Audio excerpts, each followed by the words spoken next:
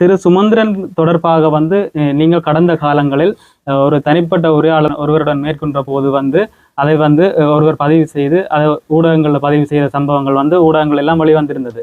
அந்த வகையில் வந்து நீங்கள் கடுமையாக சுமந்திரனை விமர்சிக்கின்ற விடயம் வந்து வெளிவந்திருந்தது. அதன் பின்னர் தாங்கள் தற்போது பதில் தலைவராக கடமை புரிகின்றீர்கள், அவர் பதில் செயலாளராக கடமை புரிகின்றார். இப்போது வந்து உங்களுக்குள் வந்து கட்சிக்குள் ஏதாவது பிரச்சனைகள் அப்படி இருக்கிறதா? என்ன விஷயம்?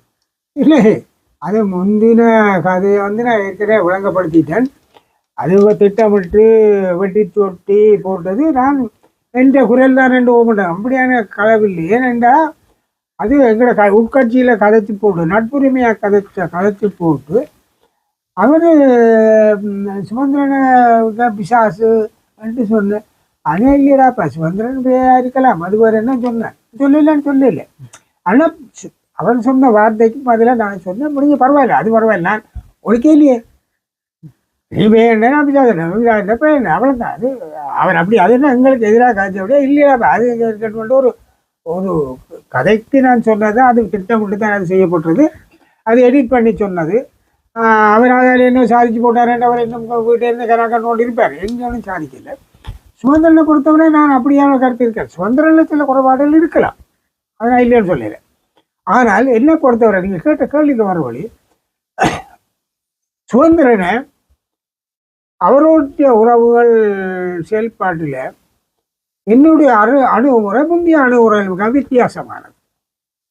எனக்கு அதில் சாதகமாக வெற்றியாகத்தான் எனக்கு இருக்கு. மனித சுதந்திரனில் இருக்க சில விஷயங்கள், நல்ல விஷயங்களை நான் இனம் கண்டு கொண்டு அதன்படி தான் அவரோட தொடர்பு கொள்கிறேன். என்னோட கருத்துக்களை நான் சொல்கிற பொழுது அவர் ஏற்றுக்கொள்ள வகையில் நான் சொல்கிறேன், அவர் அதை ஏற்றுக்கொள்கிறார். பல விஷயங்களே நடக்குது எங்களோட கலந்து. அப்போ நான் என்ன சுருக்கமாக சொன்னால், இப்போ சினிமா துறை அல்லது சொல்லுவார்கள் அந்த கெமிஸ்ட்ரி பற்றி சொல்லுவார்கள். கெமிஸ்ட்ரி மிக தெளிவாக சாதகமாக அனுகூலமாக செயல்படுகிறது. அவரே சில கருத்துக்களை நான் இல்லை இப்படி செய்யலாம், இல்லை இப்படி செய்யக்கூடாது, இப்படி பேசலாம் என்று சொன்னால் அவரை ஏற்றுக்கொள்கிற பண்பியலில் என்னால் அனுமானிக்க முடியுது. அதுபடியாக எங்களுக்குள்ள முரண்பாடு இப்போ கிடையாது.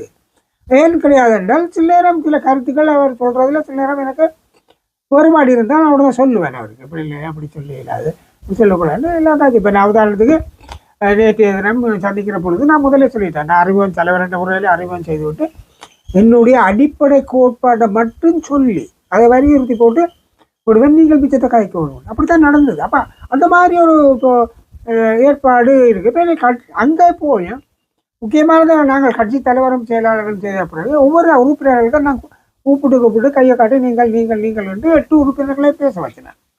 அப்போ கட்சிக்குள்ளேயும் என்னாலே அந்த உடன்பாடுகளை கொண்டு வர முடியுது. சுதந்திரனை அதுக்கு ஏற்றவாறு என்னோட ஒத்துழைக்கிற பண்பியலும் இருக்குது. ஆனால் இப்பொழுது எந்த முரண்பாடும் எங்களுக்குள்ள இல்லை.